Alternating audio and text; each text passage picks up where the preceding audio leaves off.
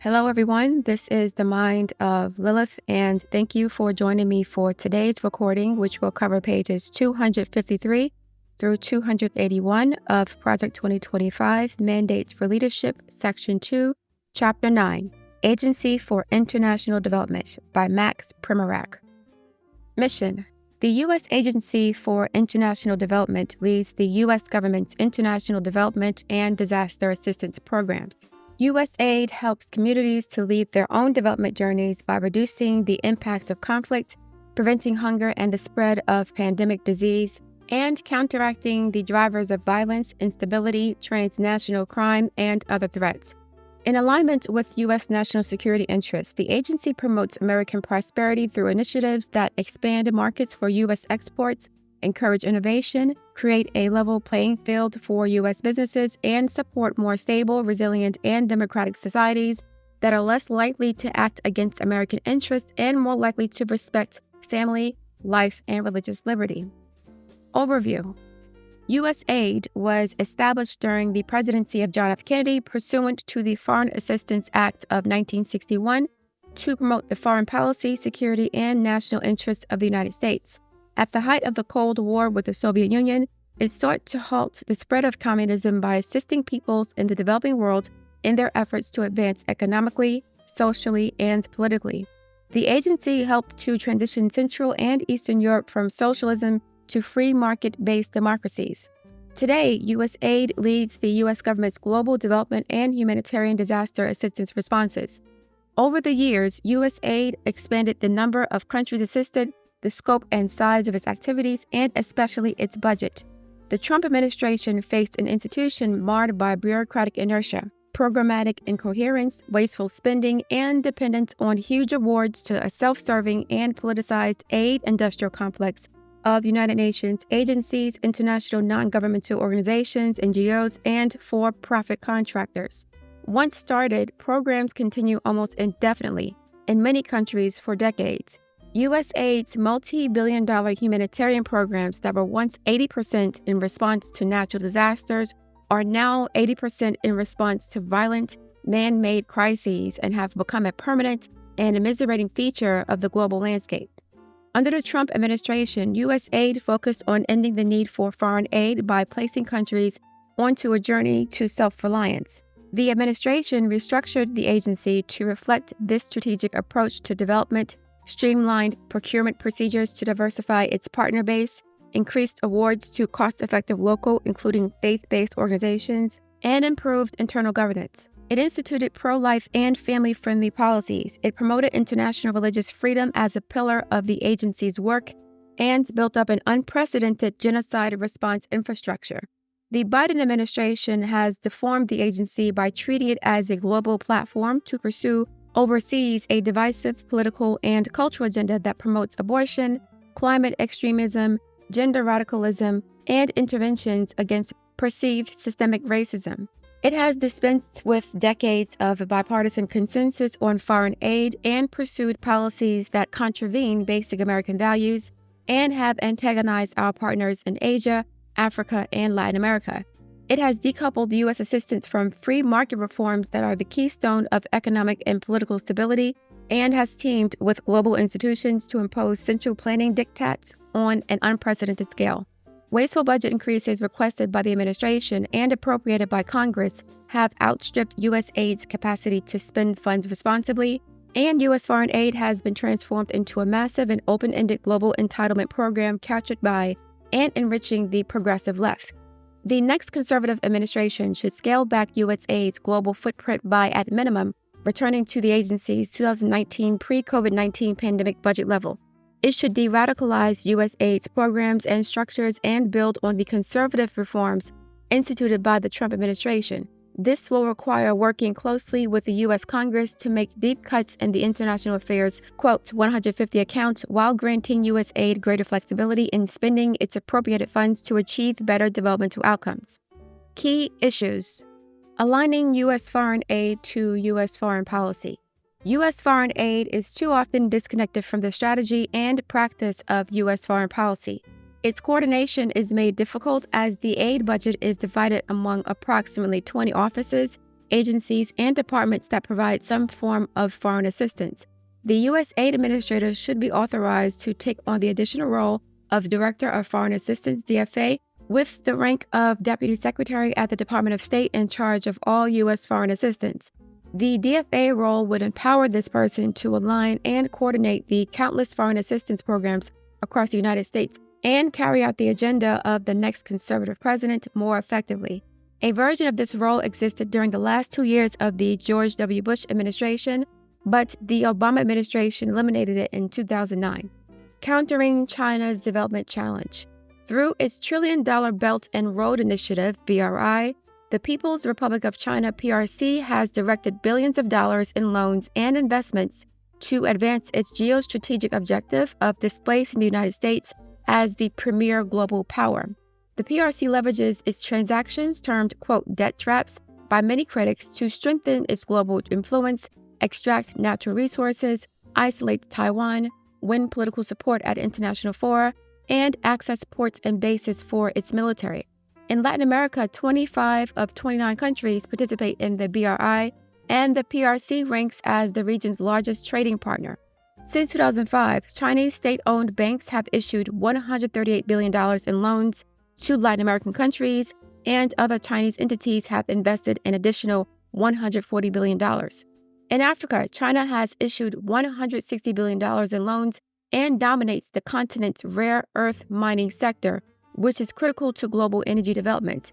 The World Bank estimates that 60% of all BRI loans are in financial distress, leading many countries to seek emergency financial help from Western donors.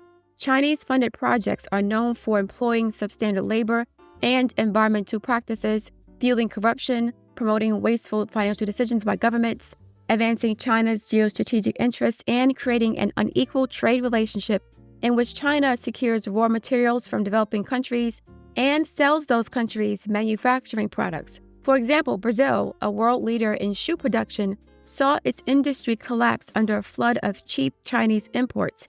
China's mercantilist penetration of the developing world and the negative consequences for developing countries' healthy economic growth have undercut U.S. strategic relationships in those countries and wasted billions in U.S. foreign aid. During the Trump administration, U.S. aid inaugurated a robust counter-China response called Clear Choice that contrasted America's development approach based on liberty, sovereignty, and free markets with China's mercantilist authoritarianism that pursued predatory financing schemes and economic and political subordination to Beijing. Launched its first digital strategy to promote safe 5G access in emerging markets and combat Beijing's efforts to equip regimes with tools to stifle democracy. Struck bilateral development relationships with Japan, Israel, Kuwait, Qatar, the UAE, and Taiwan to support projects in sub-Saharan Africa, Asia, Latin America, and the Middle East, established an office in Greenland to help counter China's claims of being, quote, a near-Arctic state, and reoriented its programming across Asia, including establishing a U.S. aid mission to Central Asia, in line with America's Indo-Pacific strategy, joined with the U.S. Department of Homeland Security and National Oceanic and Atmospheric Administration to help coastal countries detect and halt illegal, unreported, and unregulated fishing and confront criminal activities practiced by state-run Chinese fishing fleets that violate international norms, ravage fishing industries in developing countries, worsen food insecurity, rob vulnerable communities of their livelihoods, and deplete maritime resources. U.S. aid built an organizational infrastructure to carry out its multiple lines of counter-China operations. An agency-wide Clear Choice Executive Council and U.S. aid, U.S. International Development Finance Corporation Working Group, reviewed all proposed assistance programs and proposals through a counter-China lens. A senior executive-level Clear Choice coordinator reporting to the administrator advised the agency's leadership on initiatives to counter China, supported by a fully dedicated 6-person secretariat. The Biden administration discontinued these programs and allowed U.S. aid's counter-China architecture to waste away, subordinating our national security interests to progressive climate politics in which communist China is viewed as a global partner. The next conservative administration should restore and build on the Trump administration's counter-China infrastructure at U.S. aid and the climate policy fanaticism that advantages Beijing, and assess bilateral aid through the lens of U.S. national security interests, rewarding those countries that resist China's debt diplomacy. It should finance programs designed to counter specific Chinese efforts in strategically important countries and eliminate funding to any partner that engages with Chinese entities directly or indirectly. USAID's Bangkok-based Regional Development Mission for Asia should focus its strategic attention on supporting cross-border initiatives designed to counter Chinese influence. Climate change. Upon taking office, President Biden issued executive orders to, quote, put the climate crisis at the center of U.S. foreign policy and national security, end quote, and mitigate, quote, the devastating inequalities that intersect with gender, race, ethnicity, and economic security, end quote. USAID subsequently declared itself, quote, a climate agency and redirected its private sector engagement strategy, teaming with America's corporate sector to wean countries off foreign aid through private investment and trade to support the administration's global policy to, quote, transition from fossil fuels to renewable energy, end quote. The administration has incorporated its radical climate policy into every U.S. aid initiative. It has joined or funded international partnerships dedicated to advancing the aims of the Paris Climate Agreement and has supported the idea of giving trillions of dollars more in aid transfers for, quote, climate reparations. The Biden administration's extreme climate policies have worsened global food insecurity and hunger. Its anti-fossil fuel agenda has led to a sharp spike in global energy prices. Inflation has hit the poor the hardest as they expend a higher proportion of income on food purchases. Farmers in poor countries can no longer afford to buy expensive natural gas-based fertilizers that are key to achieving high yields of food production. Under advice from climate radicals, the government of Sri Lanka even banned chemical fertilizers entirely without having any replacements in place. The result has been hunger and violent political instability. The aid industry claims that climate change causes poverty, which is false. Enduring conflict, governmental corruption, and bad economic policies are the main drivers of global poverty. USAID's response to man-made food insecurity is to provide more billions of dollars in aid, a recipe that will keep scores of poor countries underdeveloped and dependent on foreign aid for years to come. The impact on Africa is especially acute. South Africa, for example, relies on coal-powered plants to generate 80% of its power needs. It would need $26 billion in foreign aid to make the full transition away from coal. Multiplying this amount by dozens of other countries on the continent, the financial resources needed to transition away from fossil fuels are unachievable. In Latin America, countries that are global leaders in oil and gas production have sharply curtailed their energy production in line with climate activists, upending the hemisphere's major source of export revenues and condemning it to years of economic and political instability. U.S. aid should cease its war on fossil fuels in the developing world and support the responsible management of oil and gas reserves as the quickest way to end wrenching poverty and the need for open-ended foreign aid. The next conservative administration should rescind all climate policies from its foreign aid program, specifically USAID's Climate Strategy 2022 to 2030, shut down the agency's offices, programs, and directives designed to advance the Paris Climate Agreement, and narrowly limit funding to traditional climate mitigation efforts. U.S. aid resources are best deployed to strengthen the resilience of countries that are most vulnerable to climatic shifts. The agency should cease collaborating with and funding progressive foundations, corporations, international institutions, and NGOs that advocate on behalf of climate fanaticism. Diversity, Equity, and Inclusion Agenda. USAID installed advisors on diversity, equity, and inclusion DEI committees, quote, in all its bureaus, offices, and overseas missions, end quote, and created, quote, an agency-wide dashboard and DEI scorecard for all bureaus, offices, and missions to track staff compliance with the administration's DEI directives. A chief DEI officer oversees this DEI infrastructure and sits in the administrator's office. DEI directives are now part of all agency policies and are incorporated as standard clauses in all contract and grant awards. Those seeking to do business with the agency must, quote, describe the approaches they will use to diversify their partner base, end quote. USAID often ties DEI to, quote, gender and climate equity, corrupting every aspect of the agency's overseas work. The upshot has been to racialize the agency and create a hostile work environment for anyone who disagrees with the Biden administration's identity politics. This pursuit of ideological purity threatens merit-based professional advancement for staff who do not overtly conform, hyper-politicizes what should be a nonpartisan federal workplace environment, creates an institutionalized cadre of progressive political commissioners, corrupts the award process, and discourages potential contractors and grantees that disagree with this radical agenda from applying for USAID funding.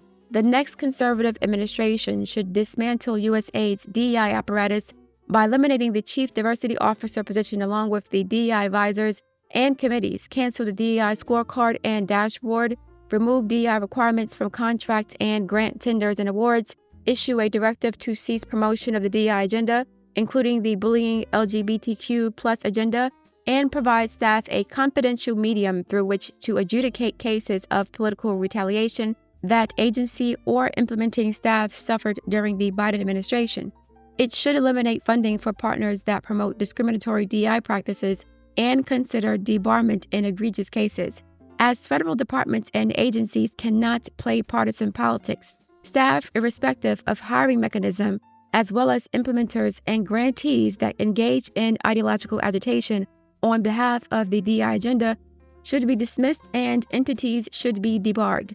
The next conservative administration should return the authority over all civil rights issues at USAID to the agency's Office of Civil Rights, which is the appropriate locus for ensuring that all Americans have guaranteed equality of career opportunity at USAID, refocusing gender equality on women, children, and families. Instead of protecting women and children's unalienable human rights and propelling their ability to thrive in society, past Democrat administrations have nearly erased what females are and what femininity is through, quote, gender policies and practices. For instance, these administrations have diluted USAID's focus on assisting vulnerable women, children, and families around the globe by adding protections for and ideological advocacy on behalf of progressive special interest groups. USAID now aggressively promotes abortion on demand under the guise of, quote, sexual and reproductive health and reproductive rights, quote, gender equality, and, quote, women's empowerment, and advocates for those who claim minority status or vulnerability. Families are the basic unit of and foundation for a thriving society. Without women, there are no children, and society cannot continue. As evidenced by the confirmation testimony of now Associate Justice Ketanji Brown Jackson, the progressive left has so misused and altered the definition of what a, quote, woman is, that one of our U.S. Supreme Court justices was unable to delineate clearly the fundamental biological and sexual traits that defined the group of which she is a part. USAID cannot advocate for and protect women when they have been erased globally, along with the values and traditional structures that have supported them. The next conservative administration should rename the USAID Office of Gender Equality and Women's Empowerment, GEWE, as the USAID Office of Women, Children, and Families, refocus and realign resources that currently support programs in GEWE to the Office of Women, Children, and Families, redesignate the Senior Gender Coordinator as an unapologetically pro-life politically appointed Senior Coordinator of the Office of Women, Children, and Families, and eliminate the, quote, more than 180 gender advisors and points of contact embedded in missions and operating units throughout the agency, end quote. In addition, the next conservative administration should rescind President Biden's 2022 gender policy and refocus it on women, children, and families, and revise the agency's regulation on, quote, integrating gender equality and female empowerment as USAID's program cycle, end quote. It should remove all references, examples, definitions, photos, and language on USAID websites, in agency publications and policies, and in all agency contracts and grants that include the following terms, quote, gender, gender equality, gender equity, gender diverse individuals, gender aware, gender sensitive, etc. It should also remove references to, quote, abortion, reproductive health, and, quote, sexual reproductive rights, and controversial sexual education materials. In the past, the word gender was a polite alternative to the word, quote, sex or term biological sex.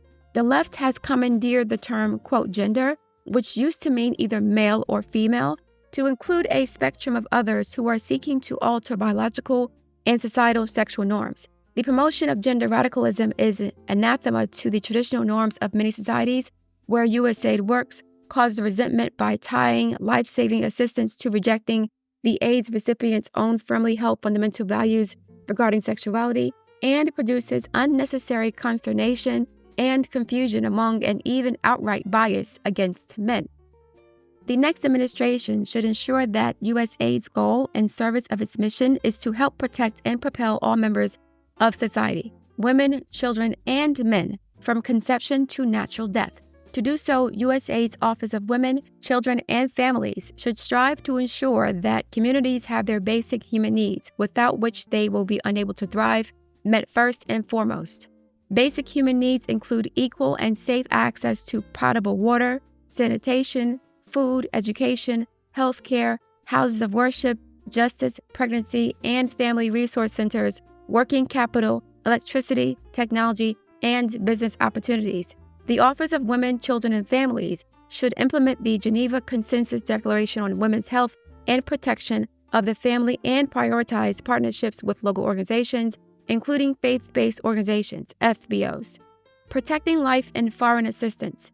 Protecting life should be among the core objectives of United States foreign assistance. Shortly after taking office, however, President Biden issued a memorandum that reversed a myriad of pro-life policies and revoked the Protecting Life and Global Health Assistance, PLGHA policy, widely known as the Mexico City policy.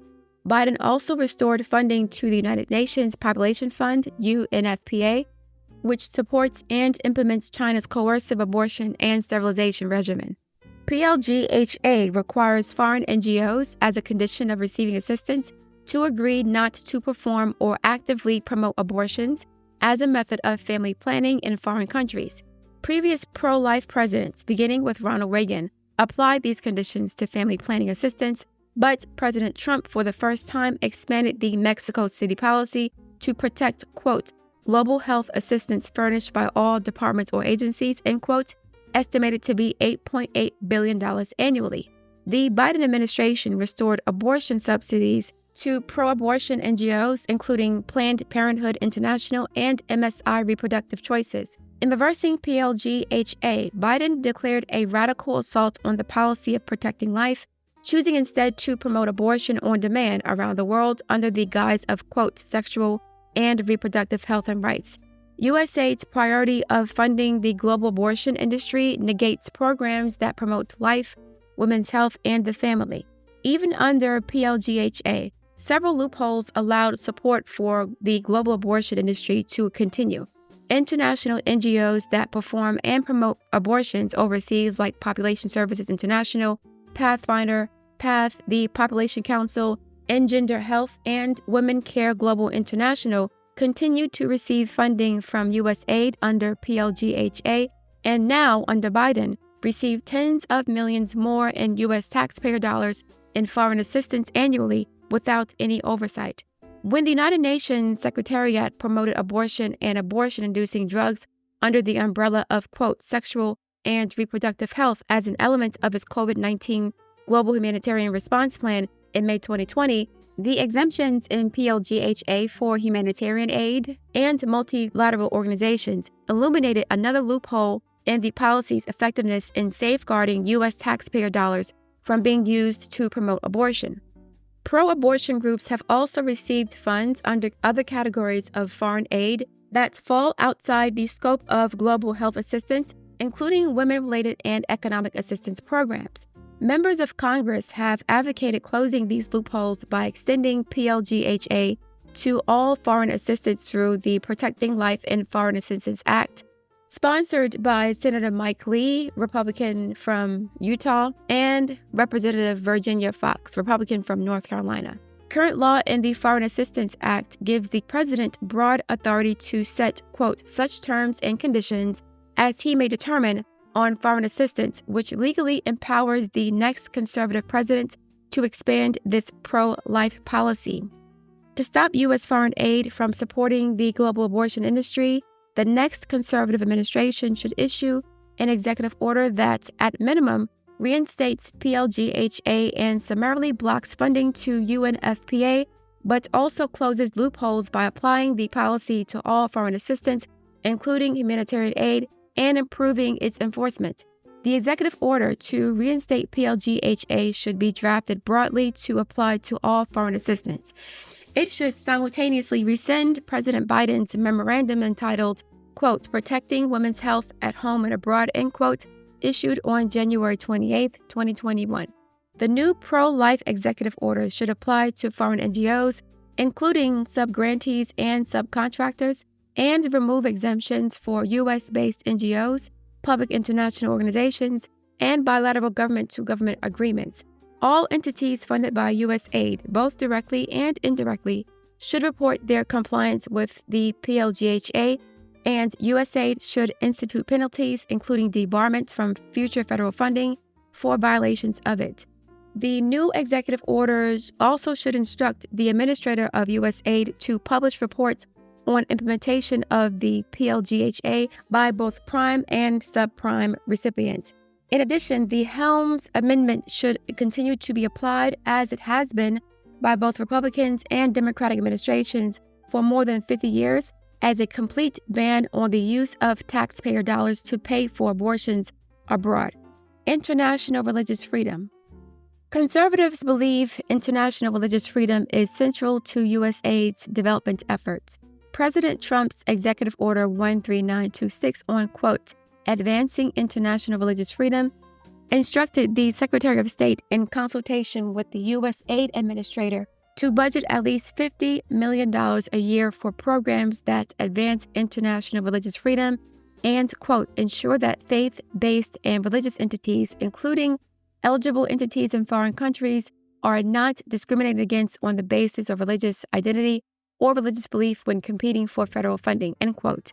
Under the Trump administration, the agency set up a senior-level chief advisor for international religious freedom who reported directly to the administrator with the task of coordinating a, quote, whole-of-USAID approach to achieving this priority. It created a robust genocide response capability. USAID affirmed the agency's partnerships with faith-based organizations through its rule on participation by religious organizations and USAID programs, quote, partnership guidance and answers to frequently asked questions, FAQs for faith-based organizations, and, quote, legal guidance and answers to FAQs for USAID staff.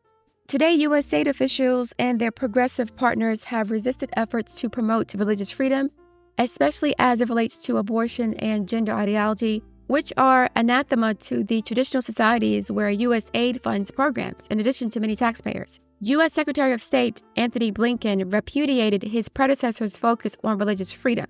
The next conservative administration must champion the core American value of religious freedom, which correlates significantly with poverty reduction, economic growth, and peace. It should train all USAID staff on the connection between religious freedom and development, integrate it into all of the agency's programs, including the 5-year country development and coordination strategies due for updates in 2025, strengthen the mission's relationships with local faith-based leaders, and build on local programs that are serving the poor. Congress should appropriate funding to USAID specifically to support persecuted religious minorities in line with Executive Order 13926. Streamlining procurement and localizing the partner base. USAID is a grant-making and contracting agency that disperses billions of dollars of federal funding in developing countries through implementing partners such as UN agencies, international NGOs, for-profit companies, and local non-governmental entities. In rare instances, such as in Jordan and Ukraine, the agency provides direct budget support to finance the operations of host country governments. USAID far more often counts on expensive and ineffective large contracts and grants to carry out its programs. It justifies these practices based on speed and a lower administrative burden on its institutional capacity. Partnering and procurement reform was a pillar of the Trump administration's effort to secure better development results, cut costs, and advance the journey to self-reliance strategy of exiting countries from aid. In December 2018, USAID launched its first acquisition and assistance strategy to streamline procurement processes, introduce innovation into its programming, and diversify its partner base away from large, expensive, and partisan implementers. The strategy counted the local NGOs, including faith-based entities already on the ground, to provide the agency with less costly and more effective alternatives to the aid giants. The strategy also prioritized global partnerships with the private sector, corporations, investors, diasporas, and private philanthropies, the source of real capital investment, innovation, and efficiencies that can maximize the impact of taxpayer dollars. Under the Biden administration, despite rhetoric to the contrary, the aid industrial complex has recaptured the agency and stifled further reforms. The next conservative administration should immediately implement language on key policy topics as standard provisions in all grants, cooperative agreements, and contracts. These provisions should include language on implementing the policy on protecting life and foreign assistance, imposing conditions on funding to multilateral organizations, and increasing accountability and transparency. To ensure that USAID exercises its existing authorities to streamline procurement processes, the next conservative administration should name a political appointee as the agency's senior procurement executive and director of the agency's Office of Assistance and Acquisitions, OAA, and the Bureau of Management, M. The head of M/OAA is one of the most important positions at USAID, as the office is ground zero for controlling the disbursement of U.S. foreign aid. The White House should empower the administrator and his or her designees to make determinations concerning the scale and scope of awards and increase the transparency and accountability of sub-awards, which can escape public scrutiny and promote progressive policies during conservative administrations. USAID should use existing authority to use program funds to expand its roster of contracting and agreement officers to accelerate the delivery of funds for disaster responses to a more diverse collection of implementers.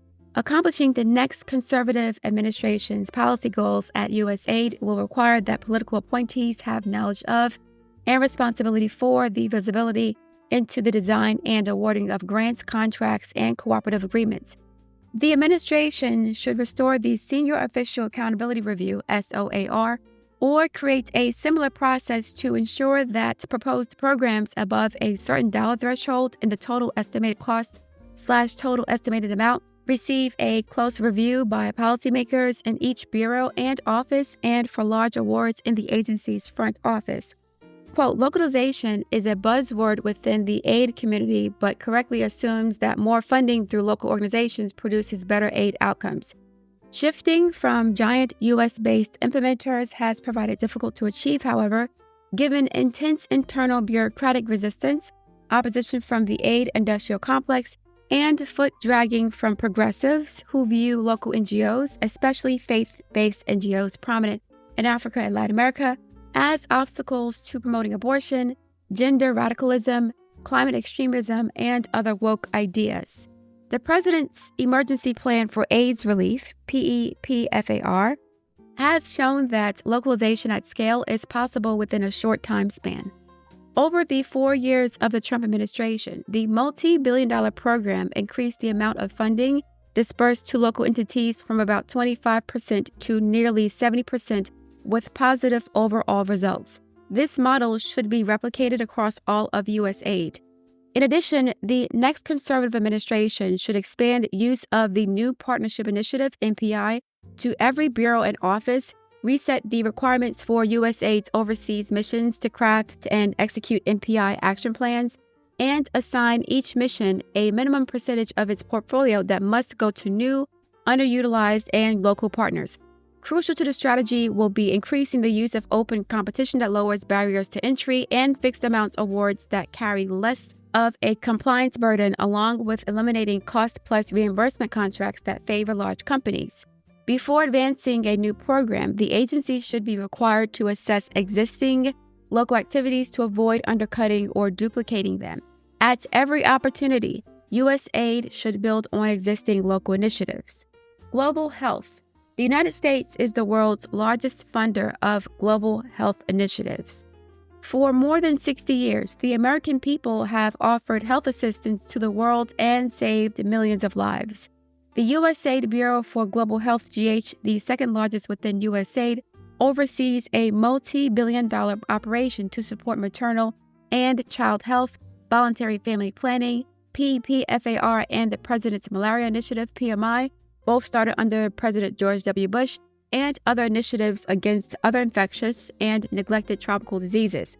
Effective use of funds is essential to maximize care for the world's neediest people. Countries with strong health institutions and sound public health practices responded quickly to and recovered more rapidly from the COVID-19 pandemic. This demonstrates the importance of, quote, localization, by which USAID helps governments and the private sector in developing countries to strengthen their own ability to address needed training, services, accountability, and organizational capacity. Unfortunately, many USAID-funded global health activities remain rooted in patterns that began decades ago and measure improvements in terms of inputs, money spent, instead of outcomes achieved. From the 1950s to 1970s, the major recognized threats to human health were infectious diseases such as polio and smallpox, and USAID-funded programs, quote, in a country, not, quote, with a country. Maternal and child health, food, water, and sanitation programs were often intermittent. USAID consistently financed population control, contraception, and abortion as essential to, quote, development. Most programs focused on one disease or condition, but had little integration with other global health activities. Chronic diseases were ignored. Consequently, the next conservative administration should focus on updating the Global Health Bureau's portfolio, emphasizing a comprehensive approach to supporting women, children, and families, building host country institutional capacity, increasing awards to local and faith-based partners, expanding what occurred during the Trump administration with the NPI, and improving USAID's ability to coordinate with local partners. Updating funding priorities. The Bureau should identify and eliminate outdated and ineffective concepts and focus on funding innovation. A rigorous review is necessary to ensure that current programs and funding streams avoid wasting taxpayer dollars and prioritize what is needed now and what works. Focusing on holistic health care and support for women, children, and families. The continued high rate of maternal and infant mortality is a persistent global tragedy. Contrary to current publicity, this problem is not solved by abortion. Families genuinely cherish children. The next leadership at USAID must focus attention on women and children's health, including unborn children, as well as health risks across lifespans, including childhood infections, cervical cancer, adolescent risks, and family stability, by utilizing a coordinated approach. The Bureau should implement a, quote, request for application for resilient families, end quote, that harvests collaborative funds from siloed programs and makes individuals and the family, not diseases or conditions, the true focus of intervention. Increasing USAID collaboration with faith-based organizations. FBOs historically have been much more successful in outreach to remote and vulnerable populations based on trust built through decades of service. The value of collaborating with FBOs was demonstrated in the October 2020 Evidence Summit on Religious Engagement. In sub-Saharan Africa, FBOs often provide more than 80% of healthcare, especially to the extremely poor. In contrast, the Global Health Bureau historically has provided 85% of its funding to large U.S. NGOs with significant overhead costs, as a result of which only 20 to 30% of funding reaches people in need. Leveraging the strength and experience of presidential initiatives. Millions of people are alive today because of the American people's investment in PEPFAR and PMI. The training, laboratory, clinical intervention, health education, data collection, and organizational platforms of these programs became the bedrock for responding to the COVID pandemic. It's time for these programs to become part of an integrated, strong, and sustainable network of healthcare and public health in developing countries. A smooth transition to national ownership and funding, however, will require better coordination of USAID's own stovepiped programs with PEPFAR and PMI. Strengthening the collection and use of data. Good decisions are based on accurate data. For decades, global health programs have relied mostly on statistical modeling rather than actual data or survey data, the weakest type of data. Poor data quality undermines both the evaluation and improvement of desired outcomes achieved by our global health programs. The Trump administration implemented critical updates of PEPFAR systems for the collection and reporting of data to increase transparency and hold funded partners and overseas missions accountable. The next conservative administration should apply these reforms to all of USAID's global health programs. Strengthening private sector engagement. The Bureau Center for Innovation and Impact, CII, should be empowered to expand networks of private and faith-based health organizations that can develop projects using development impact bonds, capital funds, and innovative technologies, including with the Millennium Challenge Corporation and the new U.S. International Development Finance Corporation. More flexible and agile CII funding will spur innovation within the Bureau and help to enhance countries' self-reliance in the provision of healthcare. Improving Bureau hiring, staffing, and recruitment practices. The Global Health Bureau should address its own management challenges by modifying the high ratio of contractors to direct hires, holding career leadership accountable for effective management, and building more flexibility in emergency responses. Bureau personnel suffer from, quote, mission drift, burnout, and a lack of vision. New directives, social agendas, and extra layers of review have obscured core activities and caused talent to leave the agency. Conservative leadership must return their focus to development and improved workforce morale and focus on global outcomes and the efficient use of taxpayer dollars. Holding the UN, the World Health Organization, WHO, and other multilateral organizations accountable.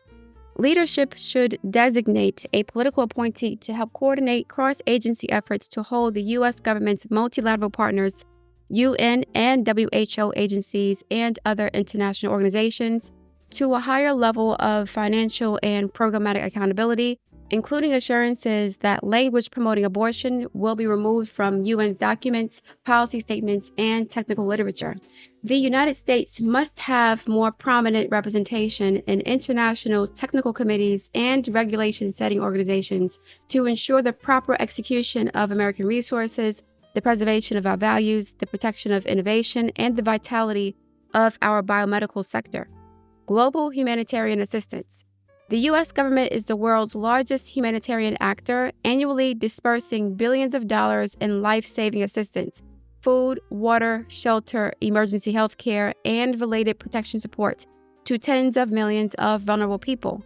Funded by the U.S. Congress through the International Disaster Assistance IDA account, U.S. aid pays for nearly half of the budget of the Nobel Prize-winning UN World Food Program, WFP, as well as dozens of simultaneous operations that range from responses to hurricanes in Central America to tackling outbreaks of Ebola in Central America and caring for millions of people displaced by ongoing conflicts.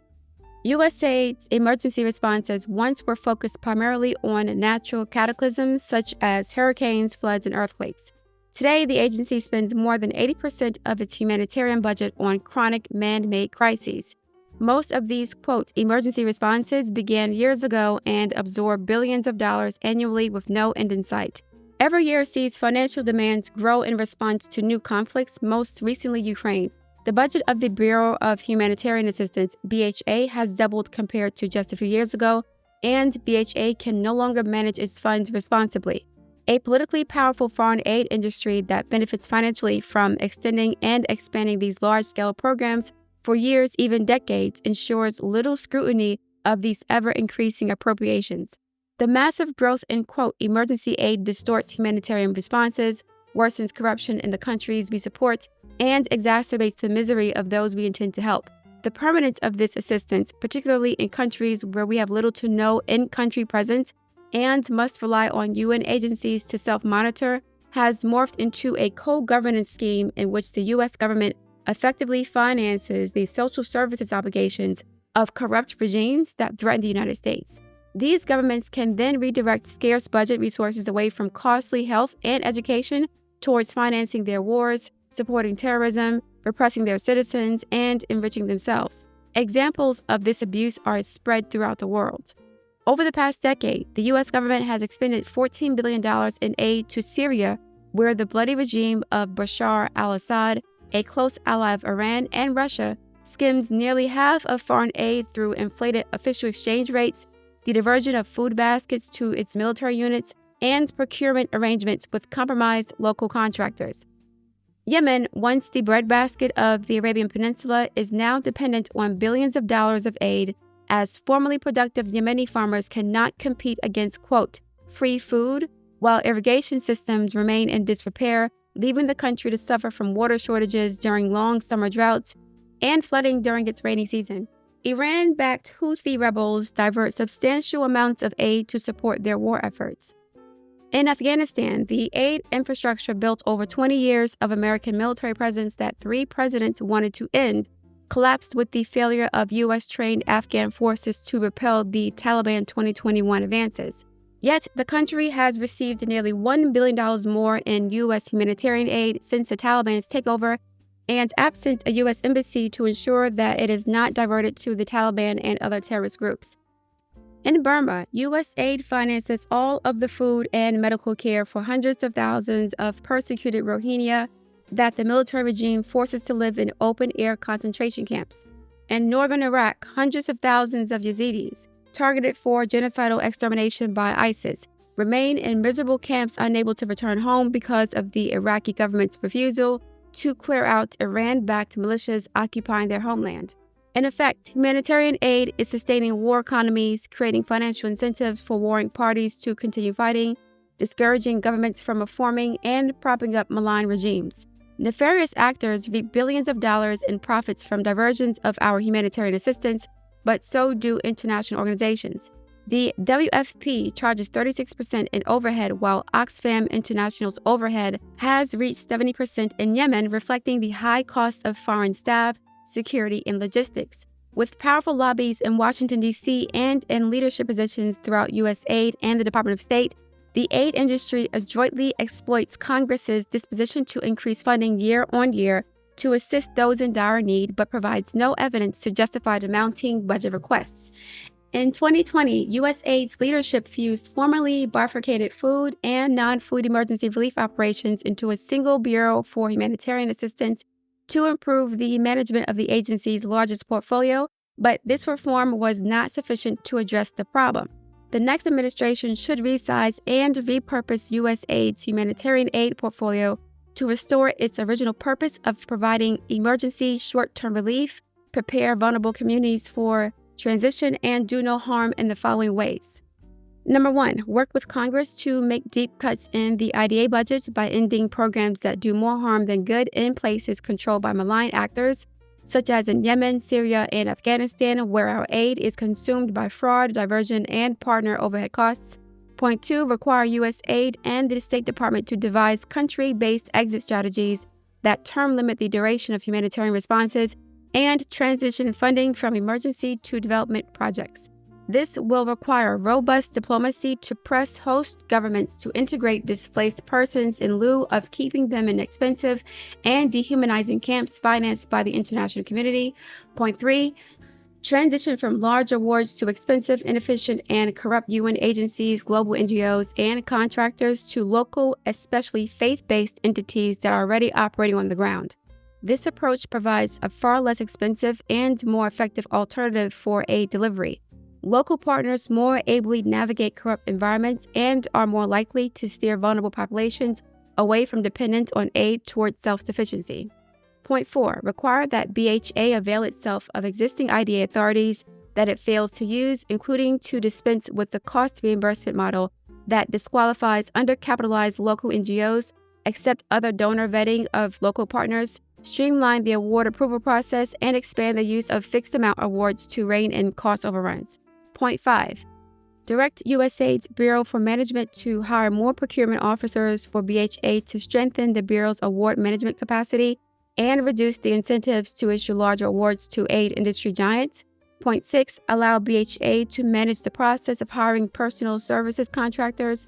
Point 7, require BHA's partners to adopt stricter vetting procedures to prevent aid from being diverted to terrorists. And point 8, increase efforts to obtain greater contributions, not just pledges, for humanitarian operations from other donors, and make this a condition for receiving additional U.S. aid.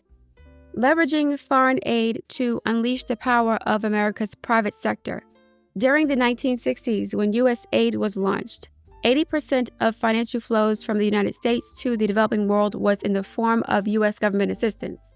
Today, that figure is under 10%, overtaken by private investment, remittances, and private charities, all demonstrating the power of America's private sector to promote wealth-generating economic development in poor countries.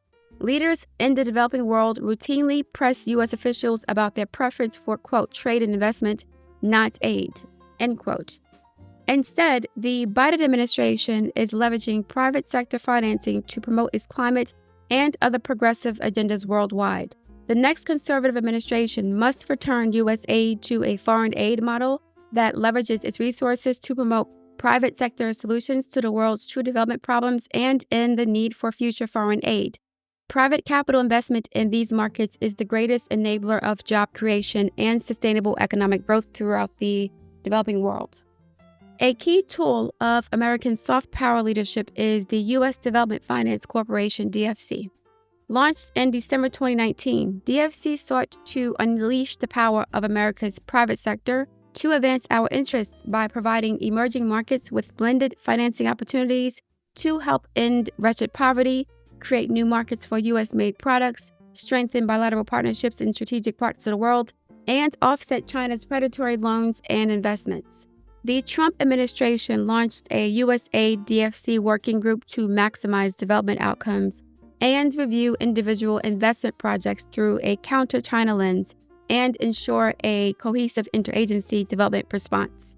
As development agencies, USAID and DFC must do a better job of aligning their respective activities and closely integrate both structurally and operationally. The easiest way to foster this alignment is to dual-hat the role of DFC's Chief Development Officer so that he or she serves simultaneously in both institutions. Like all U.S. federal bodies, DFC should be restored to its original intent of deploying its commercial risk-reducing financial services instead of its current misuse as another global vehicle to promote economy-killing climate programs, meet irrelevant diversity objectives, and overfocus on low-impact or misguided gender-based activities. Branding.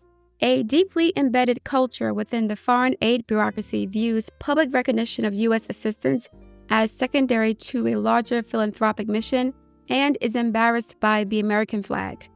Citing vaguely defined security concerns, USAID's implementers, UN agencies, international NGOs, and contractors often fail to credit the American people for the billions of dollars in assistance they provide the rest of the world, even as they engage in self-promoting public relations to raise other donor funds.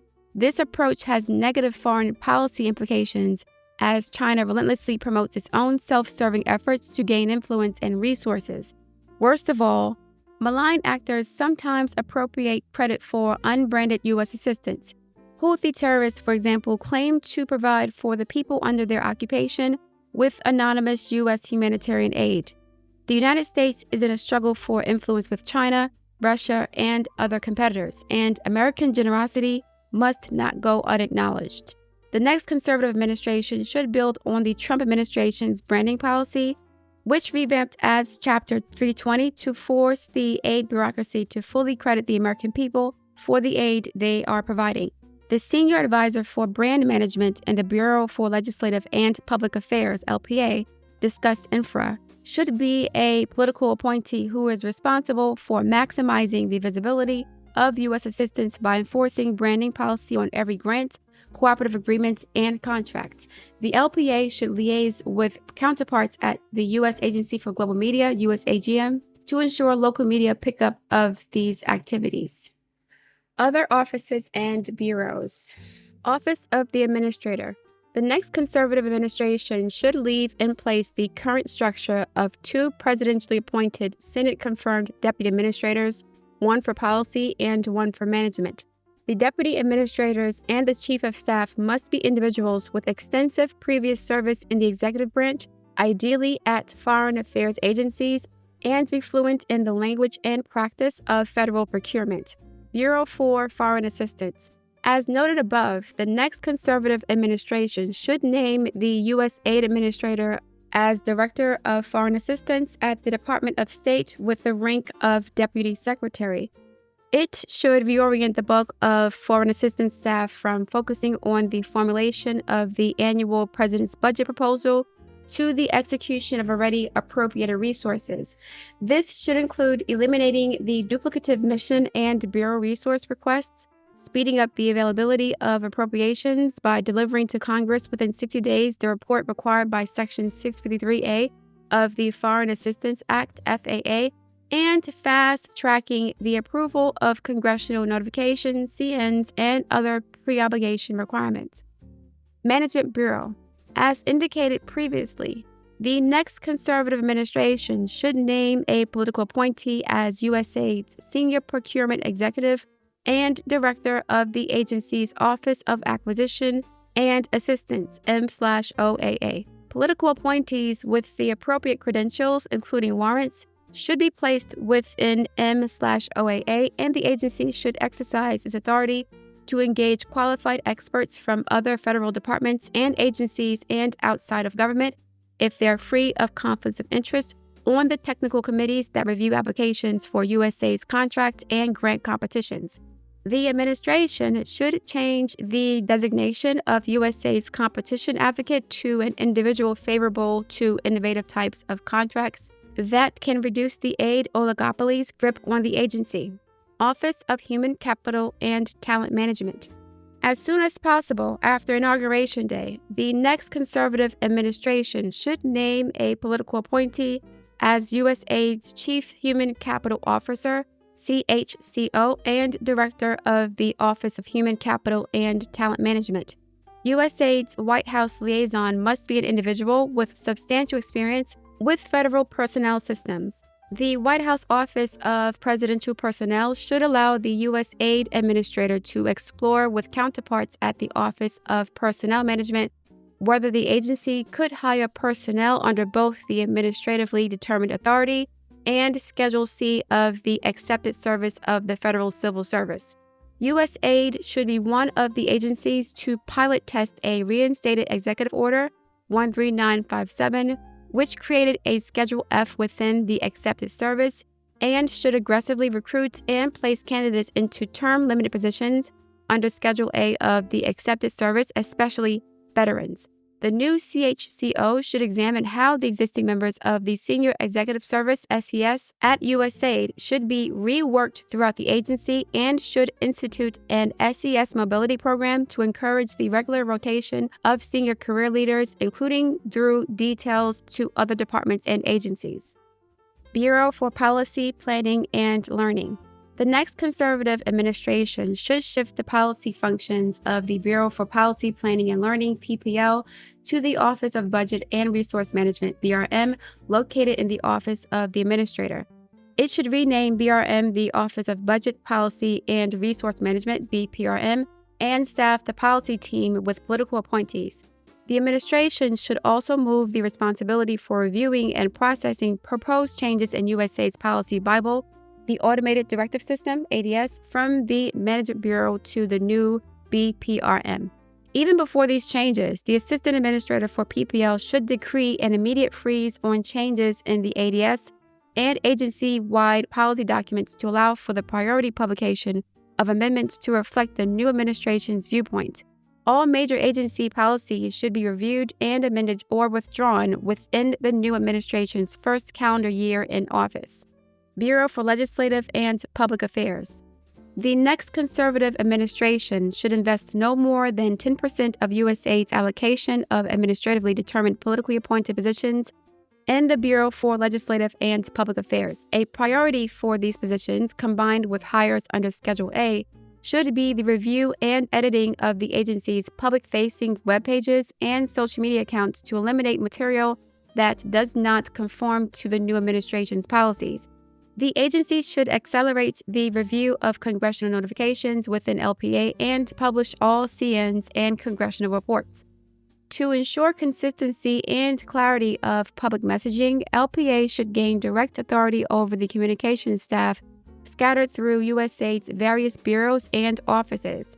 LPA should expand its public-facing efforts to include conservative allies that are active in global development and humanitarian aid work, including industry groups, nonprofits, trade associations, foundations, and advocacy organizations, and correspondingly reduce the aid industrial complex's grip on USAID's corporate relationships. Office of General Counsel. Along with the Director of M/OAA, the Director Counsel is one of the 2 or 3 most important positions at USAID and should be a priority for immediate appointments. Because proper legal interpretation of executive orders and internal USAID policy is crucial, the next conservative administration should recruit and appoint a commanding team of Schedule C attorneys in the Office of the General Counsel, OGC. Within weeks of Inauguration Day, OGC should issue clear guidance on the eligibility of faith-based organizations for USAID funding. Office of Budget Resources and Management. The Director of Budget Resources and Management should be a political appointee empowered as part of the Administrator's senior management team. BRM's highest priority should be to prepare the report required by Section 653A according to the Administrator's guidance, institute a fast-track process for the submission of congressional notifications, and identify already appropriated resources to reprogram immediately to fund the new administration's priorities.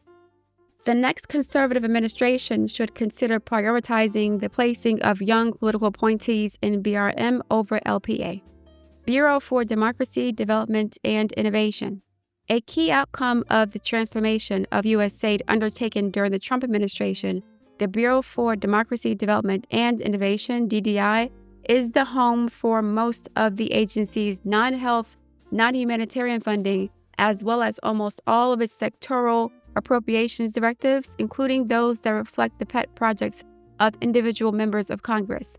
The Bureau is the agency and financial nexus at USAID for most of the Biden administration's radical priorities in foreign assistance, including gender, climate change, and the promotion of identity-based politics.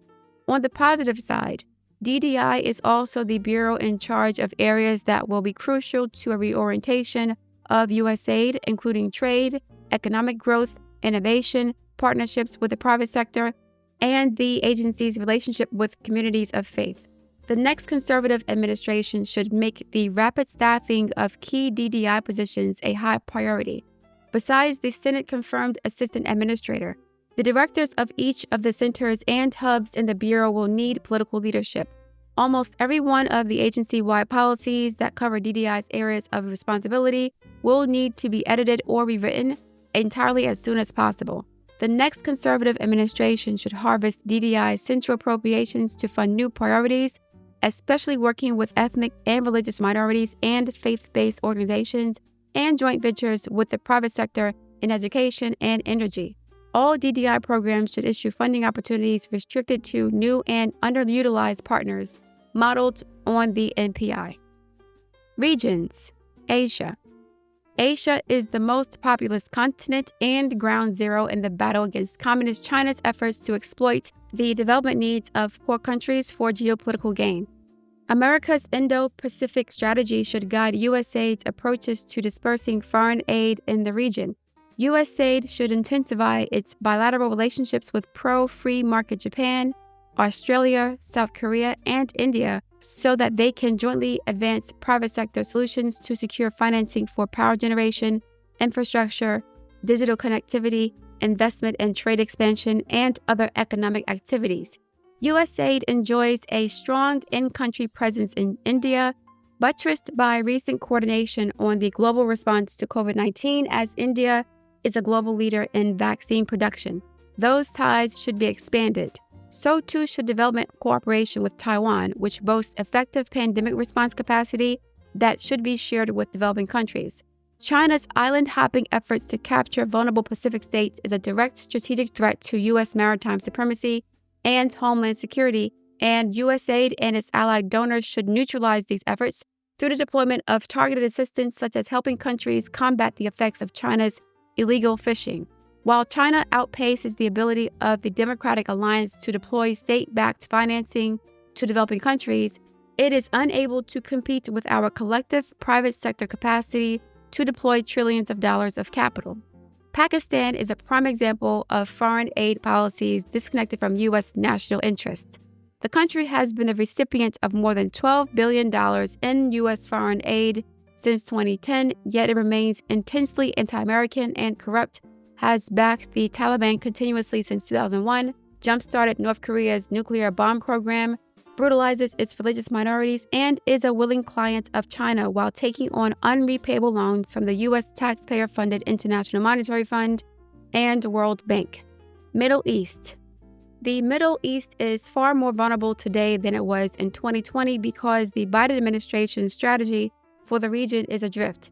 Tunisia has slid into autocracy, Iraq is plummeting further into Iran's orbit, and U.S. soldiers continue to risk their lives for unclear ends amid the ruins of Syria. Meanwhile, billions of dollars in U.S. foreign aid props up regimes allied with Iran. President Trump's Abraham Accords signaled the end of the centrality of the Arab-Israeli conflict, which paralyzed U.S. approaches to the region and focused instead on Iran as the principal threat to America from this region.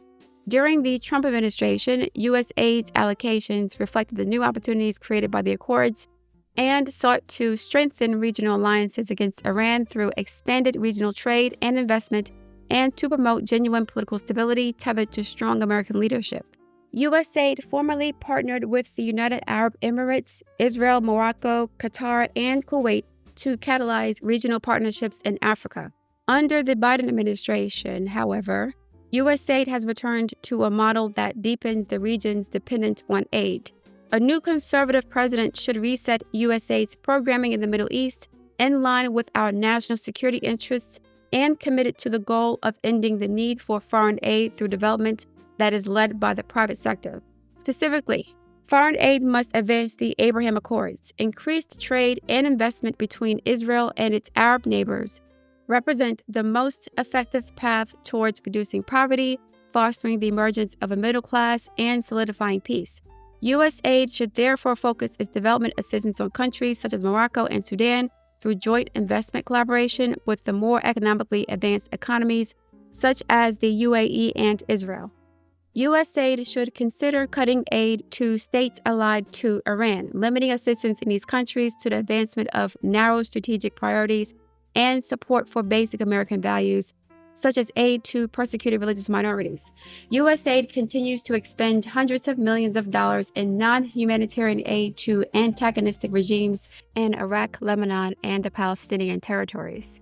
After billions of dollars of aid and many years of effort, these countries remain hopelessly dysfunctional, a fact that exposes the failure of a foreign aid model that is disconnected to our national security and without exit strategies to promote self-reliance. We must admit that U.S. aid's investments in the education sector, for example, serve no other purpose than to subsidize corrupt, incompetent, and hostile regimes. U.S. aid should undergo operational changes to secure better development outcomes by reducing its missions footprints in the Middle East, given that most personnel in the region are unable to leave their highly protected and expensive compounds and carry out their oversight functions. It should redirect program funding away from expensive and poorly performing international partners to more cost-effective local entities that require a minimal U.S. aid field presence. Africa. Since its inception, U.S. aid has had a strong presence in Africa, saving millions of lives through its pandemic and infectious disease responses, especially for malaria and HIV/AIDS. It has led global efforts to provide life-saving emergency assistance to those who are fleeing conflict and suffering from devastating natural disasters. American generosity knows no equal. Yet the agency's efforts to reduce poverty and hunger have failed as it spends ever higher amounts of aid partnering with a costly and ineffective aid industrial complex that has little interest in, quote, working itself out of a job. Long-term, multi-billion-dollar humanitarian responses lack exit strategies, while numerous development projects lead neither to measurable results or to government reforms. Despite the tens of billions of dollars spent, the continent remains poor, unstable, and riven with conflict, corruption, and Islamic terrorism. This situation has also resulted in vast illegal immigration from the continent. Failure to generate wealth has provided opportunities for China to step in and become the continent's leader in trade, loans, and investment. As a result, Beijing controls most of the continent's strategic minerals that are critical to advanced technology. Moreover, U.S. aid is criticized by Africans for exporting cultural values that are anathema to their traditional norms, further abetting Chinese continental supremacy. The Biden administration's radical global climate policies have cut off billions in investment to develop clean fossil fuels, denying Africa's billion-plus people access to cheap energy to further their own development and finance their own social services in health, water, education, and agriculture, while increasing its dependence on China's renewables industry. It has exacerbated hunger by increasing the cost of fertilizers to levels that many African farmers can no longer afford. Poverty-inducing dependence on aid grows daily.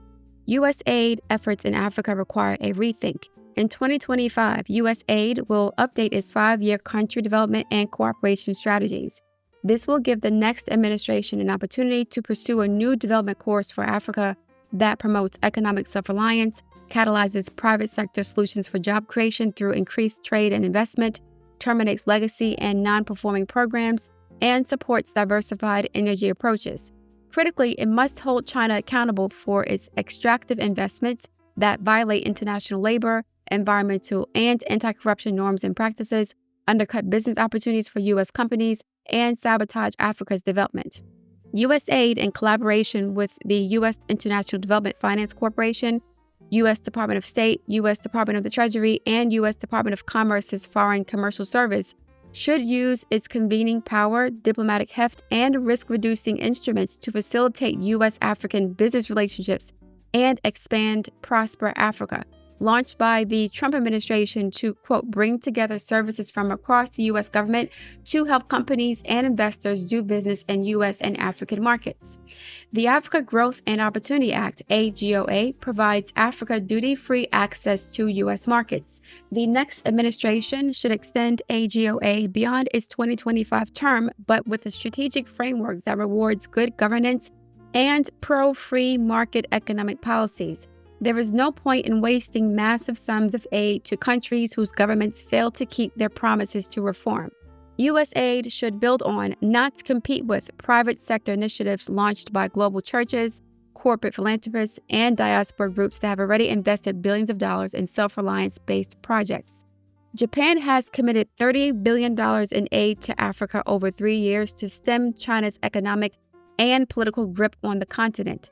Gulf-based sovereign funds are also investing billions in African energy, infrastructure, mining, water, food production, information and communications technology, and other strategic industries.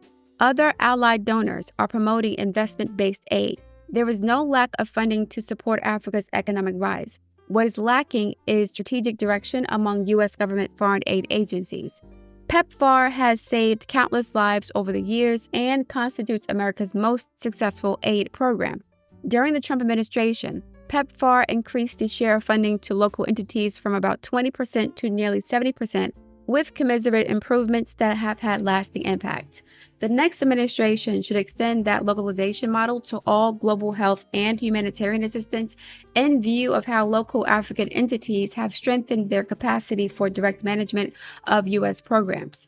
Correspondingly, U.S. aid should aggressively ramp down its partnerships with wasteful, costly, and politicized UN agencies, international NGOs, and Beltway contractors. All new programs in Africa should build on existing local initiatives that enjoy the support of the African people. Latin America. U.S. foreign assistance throughout the Western Hemisphere is designed to respond to national security threats that emanate from the region, such as illicit drug and arms trafficking, illegal immigration flows, terrorism, pandemics, and strategic threats from China, Russia, and Iran. Over the past decade, the United States has provided billions of dollars in security, humanitarian, and development assistance in Central America and the Andes, including $1 billion in food and non-food emergency aid to millions of Venezuelan refugees who have fled the Maduro dictatorship.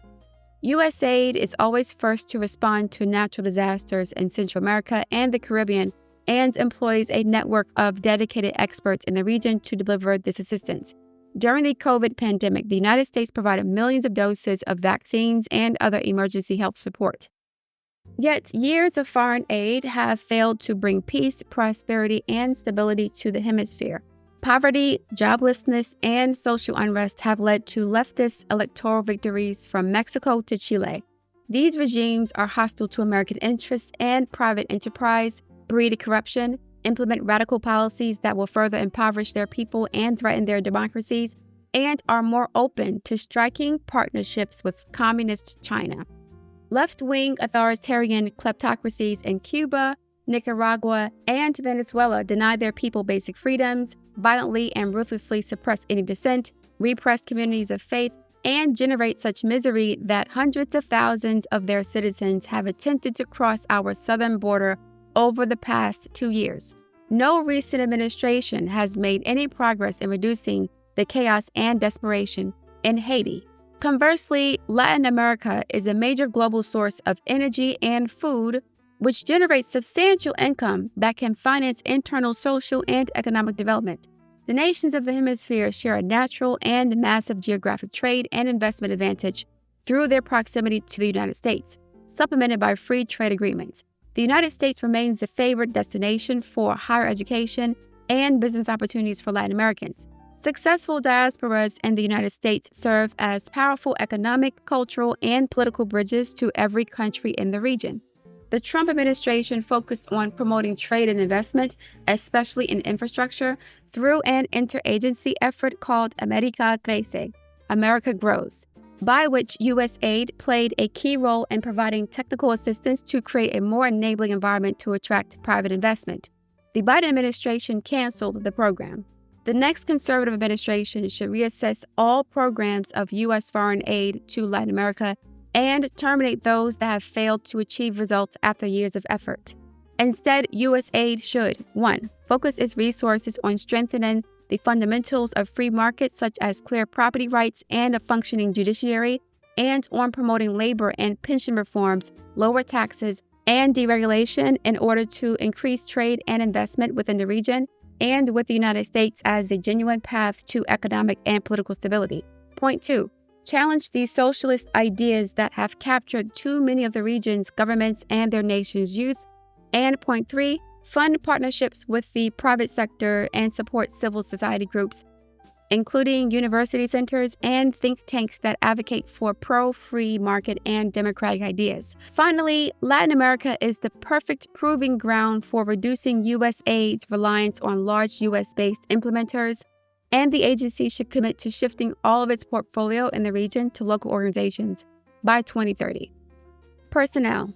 The Trump administration agenda for USAID was undercut from the outset both by recalcitrant career personnel and by inexperienced political personnel. The next conservative administration should implement personnel policies from the beginning so that the agency can be effectively managed according to high standards. The rapid deployment of reforms will require key experienced personnel installed quickly at USAID's headquarters and missions. Delay will only impede progress. In general, areas of focus should be appointing effective lawyers in key positions, reforming career hiring/firing mechanisms, and getting a grip on the grant-making process. The administration should staff the Office of the General Counsel with at least 4 politically appointed attorneys besides the General Counsel. The General Counsel should have 2 political deputies, one of whom should cover Human Capital and Talent Management, HCTM, and the other the Office of Acquisition and Assistance, OAA. The administration should name a political appointee with long experience in federal personnel systems as USAID's Chief Human Capital Officer and Director of HCTM. This appointee would help to scope and shepherd position descriptions, clearances, and other components of the hiring process that are necessary for immediate onboarding, while coordinating with the White House to bring in new appointees and make internal career employee changes. On day 1, USAID should halt all agency-wide training and replace it with training modules to advance the president's agenda. The administration should appoint a senior accountable official, SAO, to report on the agency's adherence to administration policy priorities, including on protecting life and foreign assistance, critical race theory, climate change, gender, and diversity and inclusion. It should also create a program to staff hard-to-fill positions overseas. Finally, the administration should create a recruiting program for veterans and other groups to participate in career opportunities at USAID. Former missionaries, veterans, members of diasporas, and faith community stakeholders with overseas experience should be recruited to work at USAID on Schedule A appointments as institutional service contractors, as personal services contractors, and as foreign service officers. Conclusion. The next conservative administration will have a unique opportunity to realign U.S. foreign assistance with American national interests and the principles of good governance, and more accurately, reflect the U.S. taxpayers' unmatched charitable desire to help those in need. It can build on a strong baseline of conservative reforms undertaken by the Trump administration to counter Communist China's strategy of world domination. However, this will require that bold steps are taken on day one to undo the gross misuse of foreign aid by the current administration to promote a radical ideology that is politically divisive at home and harms our global standing. This marks the end of Chapter 9, Agency for International Development, and it is the end of Section 2, the Common Defense. Join me tomorrow for the beginning of Section 3, the General Welfare, Chapter 10, Department of Agriculture by Darren Bax. Thank you.